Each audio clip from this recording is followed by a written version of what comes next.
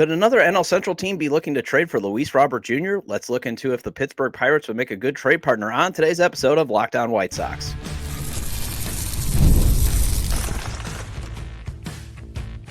You are Locked On White Sox, your daily Chicago White Sox podcast. Part of the Locked On Podcast Network, your team every day. Hello, I'm your host, Todd Welter, a lifelong Sox fan and the site expert of SouthsideShowdown.com, part of the FanSided network. And also, I've covered Major League Baseball for outlets such as the Associated Press. And thanks for making Locked On White Sox your first listen every day, part of the Locked On Podcast Network, your team every day. Make sure to hit the like button on today's episode. Subscribe to the YouTube channel at Locked On White Sox if you've not done so already. And also follow or subscribe to the show wherever you get your podcasts. Well, Bleacher Report's Joel Reuter recently proposed that the Pittsburgh Pirates should think about trying to acquire Luis Robert Jr., so let's dive into if the Bucks would make a good trade partner. Then the PECOTA projections are out, and they think the Sox will win more games, but still have 100 losses. Do these projections even matter? And finally, it's Wayback Wednesday. I've been harping on a Jose Quintana reunion. I know I'm not the only one, so let's look back at his career on the South Side. Today's episode is brought to you by Gametime. Download the Gametime app, create an account, and use code LOCKEDONMLB for $20 off your first purchase. Well, in terms of ideal trade partners, I would say the Pirates would not make an awful trade partner. You know, I would just prefer that the Reds would be the ideal destination, or even the Seattle Mariners, especially the Reds. What they have to offer, they might eventually be willing to give up a top 100 prospect, whereas the 4 top 100 prospects the Pirates have, 3 of them have already crossed that threshold where a small market team would probably be more inclined to hold on to them in a deal rather than trade them for an oft-injured all-star center fielder. Although I do have a hot take. If the Pirates did offer up their 2024 first-round pick, Connor Griffin, for just LRJ, I would take that in a heartbeat. But I'm going to talk about that in a little bit. But right off the bat, to any Pirates fans who stumble across this episode, here's my PSA.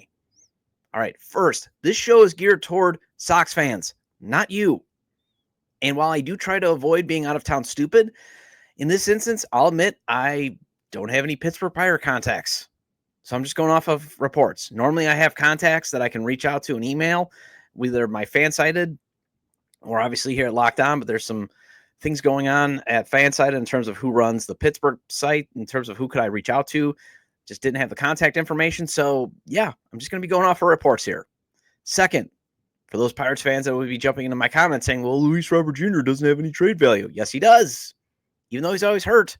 The Reds were reportedly willing to give up a top 100 prospect, Edwin Arroyo, if the Sox were willing to eat some of LRJ's salary. So there. Number 3, if you don't like the trade demand, I didn't make it up. I didn't make up any of these trade proposals that I'm going to share with you. I'm just reacting to it because that's part of content creation. But the Sox front office is reportedly wanting 2 top 5 prospects from any team.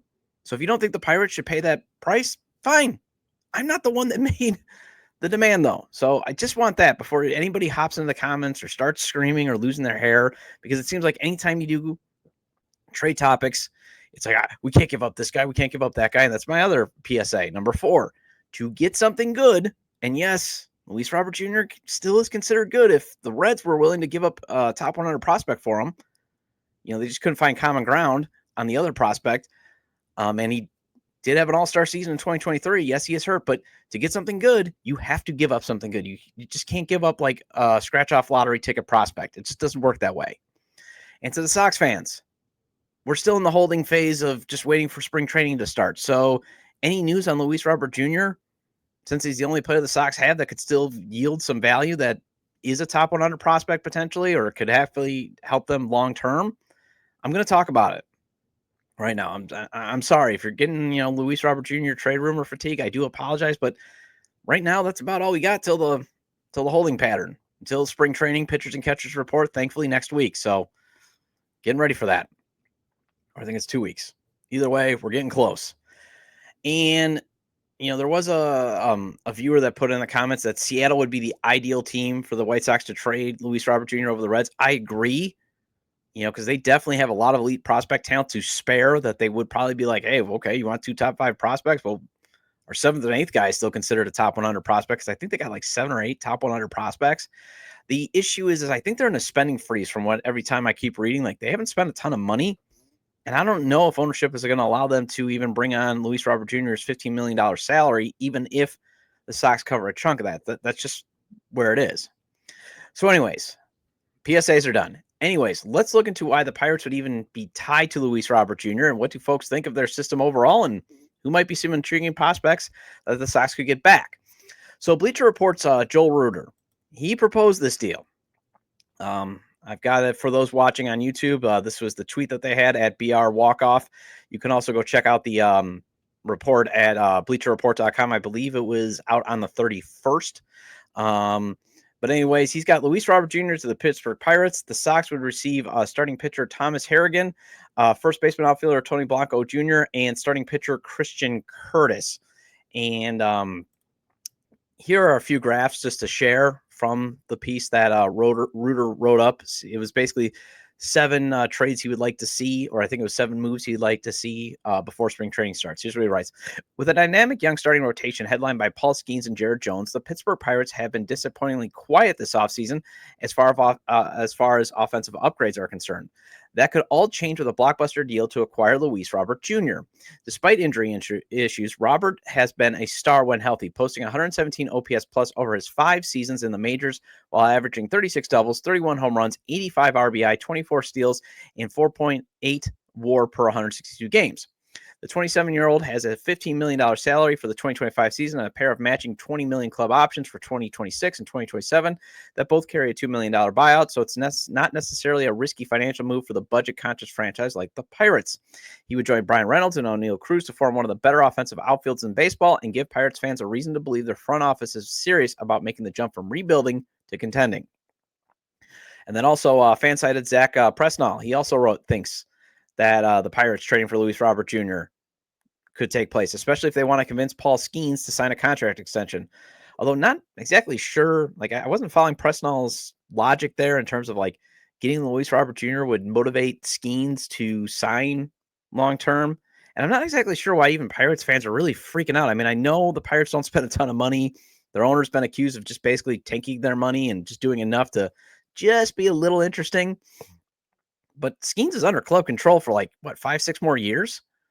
And I get that they want to lock him up, but everybody's afraid too that like his arm he's going to eventually need Tommy John is what the fear has always been. So I get it. But at the same point, it's like, why is everybody freaking out? Because he didn't fully commit to somebody really, really jumping their skis on, hey, you're going to sign a contract extension. Anyways, here's some snippets of his logic. The Pirates need to put a productive team together around ace Paul Skeens. They potentially have the best pitcher in the entire league under contract for the next few years. Adding an outfielder with the ability to slug 30 home runs, steal 30 bases would be the exact kind of move that could cause Skeens to want to remain a Pirate past his rookie contract. To note, he's under team control for quite a while, but the Pirates need to have a plan in place for an extension. All right. I mean, hey, if the Sox can get a decent return and the Pirates could potentially provide that, sure.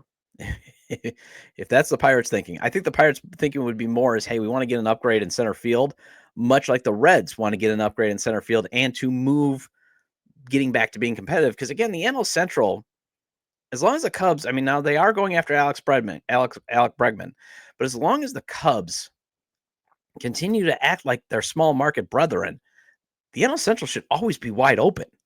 Because it's 4 small market teams versus the Cubs, and the Cubs continually act like they're just losing money. You know, Tom Ricketts even said, well, I'm barely breaking even. Sure you are, Tom. Sure. But in terms of what do experts think of the Pirates farm system, FanGraphs future value table has the Pirates 19th. Baseball Prospectus has 3 of their prospects in the top 100. Reuter ranks the Pirate system 15th, and it feels like they're just like the White Sox in his write-up. As you know, the Pirates are very good at developing pitching, according to Joel. Kylie McDaniel of ESPN ranks them 20th in his recent update, and he has 4 though of their prospects in the top 100 of his top 100. And Baseball America just updated their rankings, and they got the Pirates at 16th. Sox, by the way, 4th. Okay, so let's circle back to Reuter's proposed deal. Here's what he writes. So remember, for those watching on YouTube, I've got the graphic up. Again, he's proposing pitching prospect Thomas Harrington, hitting prospect Tony Blanco Jr., and pitching prospect Christian Curtis. All right, so in exchange, the White Sox could pick from a deep collection of starting pitching talent in the Pirates farm system, headlined by Bubba Chandler, number 28th on the BR Top 100, Thomas Harrington, number 86 on the BR Top 100, and Braxton Ashcroft, next 50 on BR Top 100. There's a good chance Chandler would be off limits, but a package built around Harrington could get a deal done after he logged a 2.61 ERA and a .096 WHIP with 115 to 19 strikeout to walk ratio at 117 and a thirds innings across 3 minor league levels. Tony Lobato Jr. is a towering 6'7", 243-pound slugger entering his 20th season, while Christian Curtis is a pitching prospect on the rise who has already exceeded the modest expectations that come with being a 12th-round pick in the 2023 draft. Okay, so first of all, for those Sox fans against adding more pitching, just remember, you can never have enough. Really, you can't. And it is the one thing the White Sox farm system can develop. And again, I'm very high on Jonathan Cannon, Davis Martin, Drew Thorpe, and Sean Burke. But again, they might just be their floor, which is middle of the rotation pitchers, effective middle of rotation pitchers. In the case of Drew Thorpe, maybe a bullpen arm with his devastating, sorry, I got an itch in my nose, with his devastating changeup. And that's a good thing. There's nothing wrong with that. But if you can take another spin at getting another potential ace, that's great, in my opinion. And Harrington is the 80th best prospect, according to MLB Pipeline, number 5 in their year-end 2024 rankings for the Pirate system. But if it came to the Sox getting, wanting to demand 2 top prospects, because again, I think, Blanco and Curtis is more Reuter thinking this is what you should be living in the real world. You get 1 top 5 prospect and then a couple of scratch offs. This is still Chris Getz, and he's going to shoot his shot. I would think more Ashcroft would probably be the guy that would be more available if the White Sox did want 2 top 5 prospects that maybe you could get the Pirates to nudge.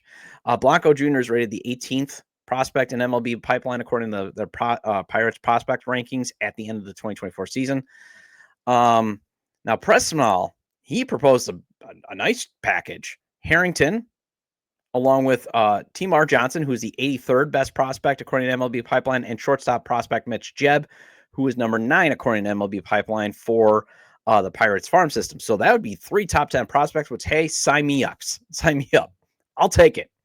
But again, the Pirates fans that would immediately jump in and lose their mind on whether it's Twitter or in the YouTube community page or anywhere, I just don't see that happening. Because Johnson has crossed the single A threshold. He's now reached double A. And as people, everydayers have heard me talk about it, usually now when anybody gets to, with hitting being so hard these days, if you can get a guy, a top, especially a highly rated prospect amongst all the consensus, if you can get a guy like that to double A and he proves that he can hit, and he had 15 home runs last season in the minors, although most of it was in A, but still, if he can prove that he can get to double A, a lot of teams are going to hold on to those guys because, again, they come cheap and they're come young and that type of stuff. And especially if you're the Pirates, that's what you're always looking for, because you're not going to be able to afford the huge, big contracts because especially your owner isn't interested.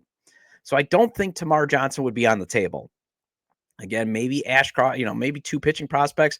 The Pirates could look and say, hey, well, we've got Jones, we've got Skeens, and if we can keep Chandler, well, that's an effective 1-2-3 punch.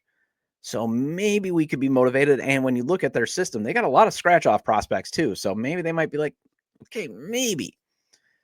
Now, the one deal I would do in a heartbeat, and I would say sold in a second, 1 for 1 too, because I think that's what would have to happen, is Connor Griffin for Luis Robert Jr. And I think also you'd have to pay a significant amount for Luis Robert Jr.'s contract, but that was the guy that I wanted the Sox to draft in the 2024 draft. He had all the tools. Plus, he's a high school prospect, so you got plenty of time. He's got the chance to be a foundational player. So I'll sign me up. And you could say I lost my mind, and this is a hot take, but yes, it is. Again, though, Griffin and Bubba Chandler, I think, would be definitely untouchable. So it's just a pipe dream. But again, the Pirates have some interesting scratch-off prospects, too, that could entice the Sox to maybe say, okay, we'll cover a chunk, and we'll take Harrington. But maybe let's go down a little bit of the line and give me 2 or 3 of your scratch-off prospects. They got like Johnny Severino, who can hit for power. They have 18 of their top 30 prospects are at A ball or below, And hey, with this rebuild timeline, probably going to take a lot. You could take some swings and maybe get the Pirates to give you one top 5 prospect that's in the top 100 and then a couple of scratch offs. Maybe. Well, the PECOTA projections are out, and the White Sox, well, they're projected to win more games, but they're also projected to lose 100 games. So let's discuss that next on Locked On White Sox.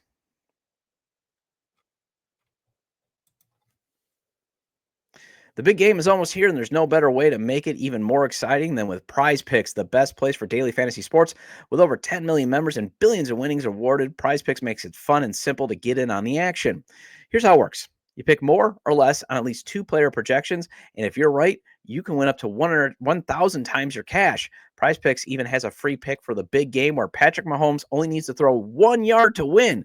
Pair that with one more correct pick and you're cashing out. And maybe you could pair it up with, say, more or less on Jalen Hurts on the 213.5 passing yards, or Travis Kelce having more or less on 6 catches. Plus, fast, safe withdrawals, so when you win, your cash is in your account in as little as 15 minutes. Check out the promos tab to tail any of the super sweet Millie winners big game lineups. And if you tail a lineup that goes 3 for 3, you can win a split of a $1 million in promo funds. Download the app today and use code LOCKEDONMLB to get $50 instantly after you play your first $5 lineup. That's code LOCKEDONMLB for $50 instantly when you play your first $5 lineup. Welcome back to Locked On White Sox. I'm your host, Todd Welter. Again, make sure to hit the like button on today's episode and subscribe to the YouTube channel at Locked On White Sox if you've not done so already. And if you can't catch the show on YouTube, Locked On White Sox is available on all major podcast platforms. So make sure to follow or subscribe on places such as Apple or Spotify. Either way, get your 30-minute fix of Chicago White Sox baseball venting with me. So I love SoxMachine.com's headline regarding the Sox PECOTA projections. Basically, it writes, how Baseball Prospectus projects how teams will, and PECOTA, I'm sorry, I got a little ahead of myself here in terms of my notes. PECOTA is Baseball Prospectus projections on how teams will finish. They run 100, I think they run like 100 simulations of different things, bringing in minor league players, injuries and all that, and they give a different amount of where the Sox would finish, and then they average it. And at least I hope I got that right in terms of, basically boiling down a complicated calculation to how normal people talk. But this is the headline that SoxMachine.com had. PECOTA once again hates the White Sox less than you do. I love that. That's just great. Because, yes, being a White Sox fan is a complicated relationship. You love the team, but you hate the owner. And you hate that the White Sox are such a losing team because of the owner. Anyways, PECOTA projects more wins, 20 more wins. And for those watching on YouTube, I have the PECOTA projections up. They got the Sox going 61-101. All right, 20 more wins. And yet the sad state of the White Sox is 20 additional wins still means a 100-loss season. Only the White Sox can do that. But should you really care? I mean, with these projections, because last year, I believe they had Dylan Cease on the team, but I think they had the White Sox winning 65 games. So it's not like these projections are right. I mean, and they're just a forecast. We all know the White Sox are going to be bad. Like, tell us something we don't know. And I honestly say, no, you shouldn't care about the projections because we know it's going to be a terrible season. You and I know that the White Sox are not going to win many games. You can be hopeful. I'm not going to rob you of your hope. And you should expect with what the White Sox have done this offseason that they have at least restored this roster to a factory settings baseball team that should be able to win 60, lose 60, and then not do much with the other 42 because that's how poorly, in terms of talent efficient they are. But we know, hey, the White Sox win 20 more games. It's still a 100-loss season because that's how bad 2024 was. And I only care about the Sox finishing with the arrow pointed up. You could still lose 100 games this year, but if the arrow's pointed out and is pointed up, and as everydayers have heard me say, and I want to hammer home this point, I really do, because that's kind of what I want. I'm trying to, suggest and influence that that's what the expectation should be, so you can actually enjoy the 2025 season. Is that the Sox finish with, you feeling very confident at the end of the 2025 season that they have a long-term effective key rotational pieces such as Cannon, Martin, Burke, and Thorpe. And then all you need to do is add Hagen Smith and Noah Schultz next year in 2026. You want to see more assets be accumulated from the scrap heap free agent signings even if it's just bullpen arms. Because, again, I never want a ton of money spent on bullpen arms again, but you do want to see Mike Tauchman maybe bring in a Trey McGough again. Hey, if Eloy Jimenez can get one, Trey McGough, you want to get those types of players. Again, build a cheap bullpen. So that way you can use the limited assets on other positions that you want to get an upgrade on. I want prospects, Colson Montgomery, Edgar Carroll, and Kyle Teal and Chase Mydroth establishing themselves as solid to great bats in the lineup. That's all I care about. That's all that matters. I don't care about the record, except I don't want to obviously bottom out again. And for those, though, that are saying 121 losses was bottom, we said in 2023 the Sox hit rock bottom and they lost 101 games. So that's the only thing I do want to caution. The White Sox can still hit bottom. That's one thing the White Sox do really well at. When you think they've hit rock bottom, they go, no, we are going to keep on digging. And the next bottom to potentially hit is they only have wins in the 30s. And they did almost flirt with that. And this lineup, let's be realistic, especially if they trade Luis Robert Jr. While I do like the on-base, focus, they still need to get pitchers that can, they don't have a starting rotation that can strike out a lot of guys. They have to find strikeouts.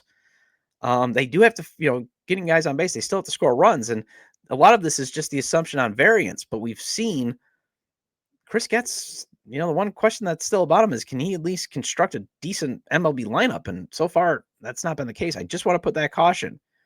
I am hopeful, and I also want to be putting on the record, I'm definitely confident that I think the Sox should win no less than 50, and they could win maybe 63, 64, 65 wins. It could happen. Okay, that I would put that in that range. But again, I don't care at the end of the day because I just want the arrow pointed up. And I love what Jim Margulis wrote on SoxMachine.com. This is what he writes. Then again, the nihilists among us can take it with a grain of salt because PECOTA projected the 2024 White Sox to finish 65-97 at this time last year. It probably would have been closer to 61-101 had the Dylan Cease trade occurred beforehand, but that's still a pretty big miss and one that can't be entirely ignored. And it isn't. When you look at the range of projected outcomes, the more enlightening part of the PECOTA projections than the standings themselves, you can see a grudging acceptance of a roster that invites disaster. Skipping a few paragraphs ahead. When you look at the 2025 wins curve, you'll see a lot more junk in the trunk, including noticeably more seasons with at least 115 losses than the last time around. Even then, it can't quite bring itself to imagine the last year's horrors bottoming out at 43-119. On the other hand, it also can't envision a scenario where the White Sox finish 500. In 1,000 simulated 2025 seasons, PECOTA has the White Sox topping out at 78 wins. When you scroll back to the standings, it seems like the hopes of returning to the land of a normal, terrible team lies in the run column. PECOTA has the White Sox scoring 631 runs, which is the worst in the American League, yet a spectacular improvement from 2024 when they scored just 507 runs and underperformed even the most ridiculous imagined set of circumstances.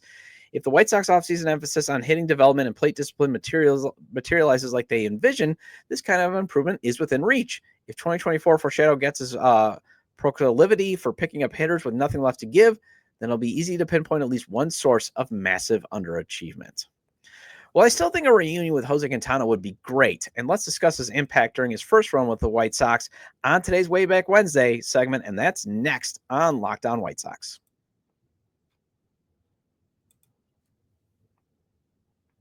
Being a Bears fan means you don't get to see many playoff games. I was lucky enough as a kid to see the Bears play in a few live and in person with my dad.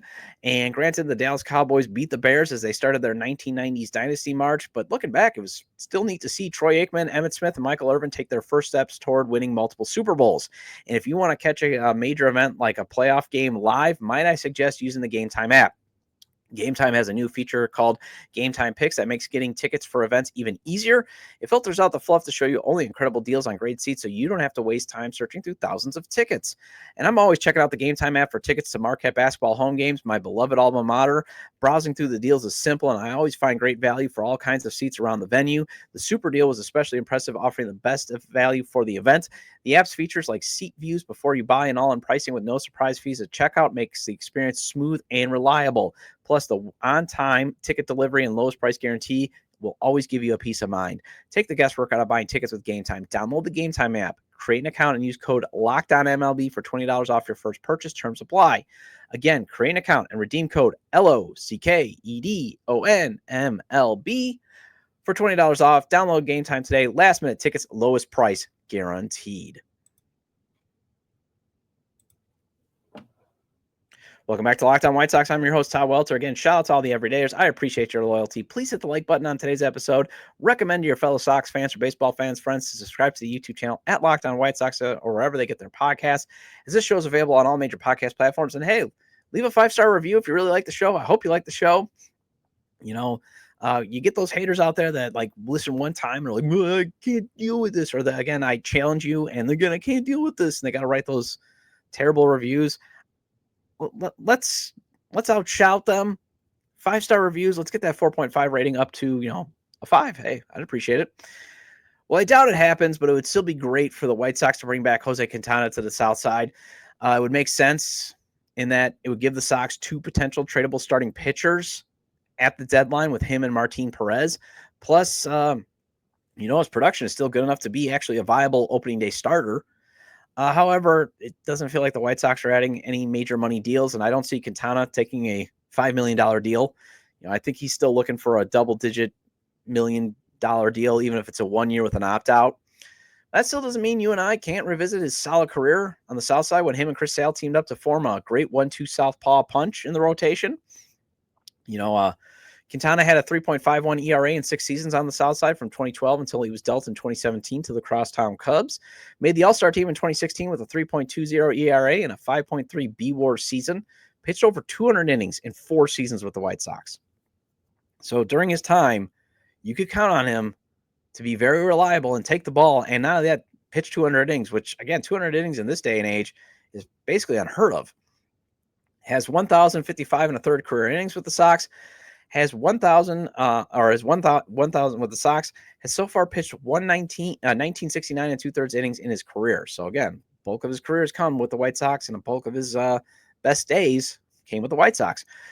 Posted a 21.2 B-WAR during his time with the White Sox. 890 of his career 1,727 strikeouts came with the White Sox. And it's still amazing to me that the Sox could not put together a decent roster around both Sale and Quintana to at least get them to the playoffs at least once. I mean, you had pocket aces. You had a legit ace in Sale and a legit number 2 pitcher with Quintana when he was with the Sox.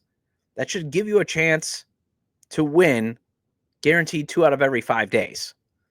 And if you put that math together, at least in terms of like a 7-day stretch, you would think if they're pitching at least twice a week, Monday, Sale, Monday, Saturday, all that type of stuff, that you'd have a chance to go 4-3 or 5-2, or depending on that, and maybe sneak a few wins in there, to get yourself over the top. But it just never happened. Just never, ever happened with those two there. That is one of the greatest what ifs is, what if the White Sox could get more talent around those two?